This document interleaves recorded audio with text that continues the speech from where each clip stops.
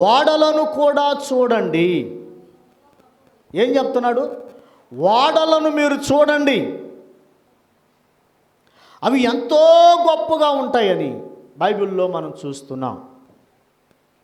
అయితే ఎంతో గొప్పవైనప్పటికీ పెనుగాలికి కొట్టుకొని పోబడినను వాడ నడుపు వాని ఉద్దేశము చొప్పున మిక్కిలి చిన్నదగు సుక్కాని చేత అది త్రెప్పబడుతుంది అని లేఖనాలు మనం చూస్తున్నాం.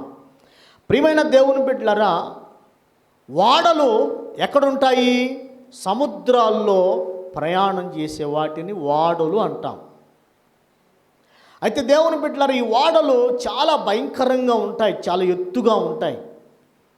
వాడ ప్రయాణాలు ఒకప్పుడు విమానాలు, హెలికాప్టర్లు లేనిటువంటి సమయాల్లో ప్రయాణాలు ఒక దేశం నుండి ఒక దేశానికి